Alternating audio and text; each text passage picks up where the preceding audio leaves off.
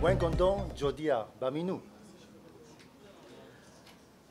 Cette année marque le 66e anniversaire de relations diplomatiques taïwano-haïtiennes basées sur une amitié étroite, une solidarité agissante et une coopération fructueuse. En ma qualité d'ambassadeur de la République de Chine Taïwan en Haïti, je voudrais profiter de cette occasion pour souligner qu'en tant que partenariat fiable d'Haïti, Taïwan s'engage à renforcer la contribution au développement durable haïtien, tant qu'au niveau gouvernemental qu'au niveau de la société civile. Situé aux deux extrémités de notre globe, nos deux nations ont de nombreux points en commun. Elles ont forgé leur unité à travers d'innombrables épreuves. Elles ont défendu inlassablement leur indépendance et elles n'ont jamais lâché la voie de la liberté et de la démocratie. Un sentiment d'estime mutuelle peu à peu est né entre nos deux peuples. Les Taïwanais restent et resteront toujours aux côtés des Haïtiens, même au moment des pluies cruelles. Dernièrement, un montant total de 12 815 000 $ américains destiné aux sinistrés de tremblement de terre du 14 août dernier est encore un témoignage. C'est avec un grand plaisir que je me trouve aujourd'hui, encore une fois, dans le cadre de remise de matériel offert par la Fondation bouddhiste Puxian et la Fondation Cao Zhongmin de Taïwan, à la Secrétaire d'État à l'intégration des personnes handicapées. Depuis 2018, la République sœur Haïti est figurée parmi les partenaires prioritaires des organisations non gouvernementales taïwanaises à but non lucratif, œuvrant dans l'humanitaire en faveur des orphelins, des personnes à mobilité réduite, ainsi que des personnes à besoins spéciaux.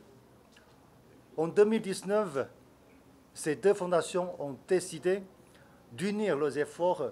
Jusqu'à présent, 3 conteneurs de 20 pieds et 1 conteneur de 40 pieds remplis de matériel tels que des chaises roulantes, des déambulateurs, des cannes, des béquilles, des cannes anglaises et entre autres, ont été mis à la disposition des personnes nécessiteuses.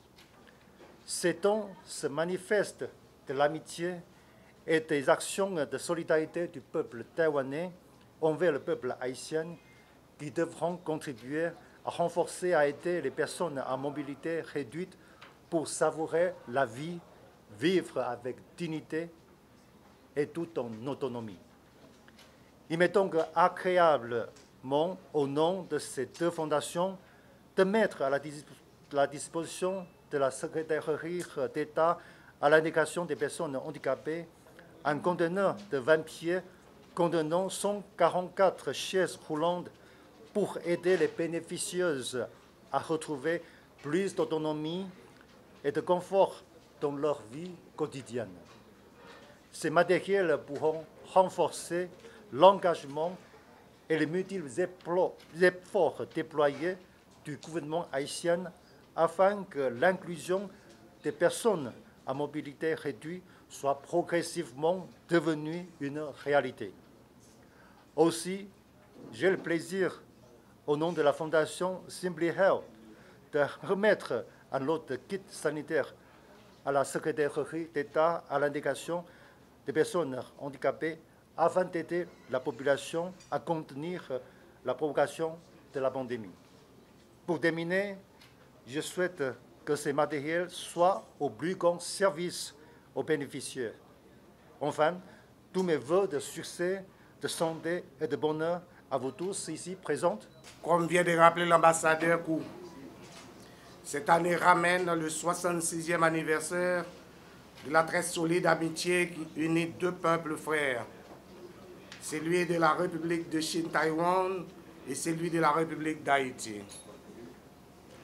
Deux peuples issus des deux républiques différentes, qui, à bien des égards, partagent plusieurs similitudes. Je ne fais aucune allusion à l'insularité, la République d'Haïti étant une presqu'île, contrairement à la République de Chine. Cette comparaison ne serait donc pas raison. Les similitudes que j'évoque dépassent l'ère géographique. Elles sont d'ordre humain, humanitaire et solidaire. Pour des motifs certes différents, les deux peuples taïwanais et haïtiens se battent pour s'imposer, l'un sur la scène internationale et l'autre aux yeux du monde international. Et pour parvenir à leur fin, l'un supporte l'autre grâce à leur solidarité traditionnelle, agissante et solidaire, et même légendaire.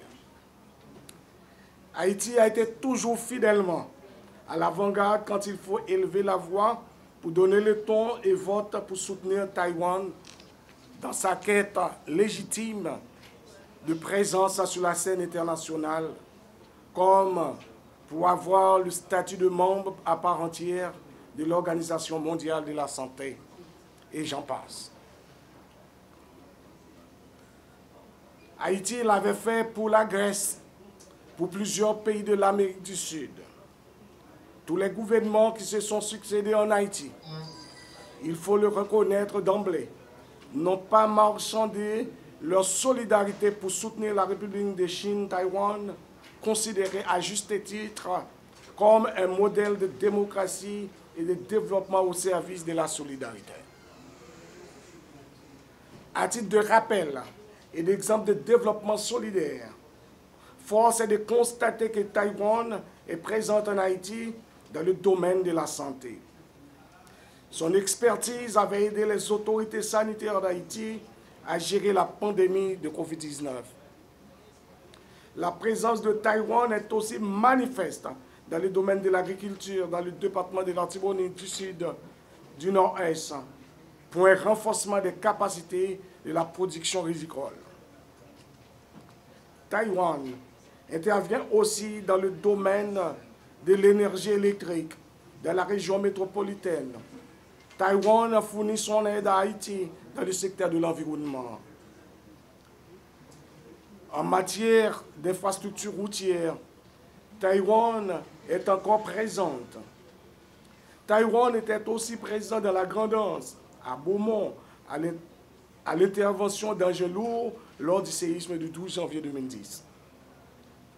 L'éducation ne cesse de répéter, à juste titre, est la clé du développement. En ce sens, depuis 1990, Taïwan offre des bourses d'études supérieures à des jeunes Haïtiens en quête de savoir, pour ne citer que ces exemples, parmi une foultitude d'autres. Merci à la République Chine de Taïwan, au nom du peuple haïtien en général. Mais ce matin, Monsieur l'ambassadeur, je vais dire un merci spécial à Taïwan, au nom du secteur des personnes vivant avec un handicap, pour les matériels reçus cette semaine et la distribution symbolique qui s'en suivra. À tout à l'heure. La population des personnes à mobilité réduite croît quotidiennement dans le pays. Elle dépasse aujourd'hui plus d'1 million de personnes, majoritairement des laissés pour compte. Le BCF est le leader des rudes et lourds combats pour l'inclusion de ces personnes. Une inclusion qui passe par l'accessibilité, l'autonomisation et l'éducation. Autant dire que l'aide d'un grand ami comme Taïwan pour le secteur des handicapés doit dépasser le cadre de l'humanitaire. C'est pourquoi, tout en exprimant ma gratitude à la Chine, via l'ambassadeur Kou, qui réalise ici un travail de titan, le secteur des personnes vivant avec un handicap revendique de son grandissime ami une aide qui dépasse le cadre de l'humanitaire et de l'assistanat. Ici, au BCF, chez les OPH, les cadres sont légion. Eux aussi sont prêts à être vos poussiers, monsieur l'ambassadeur.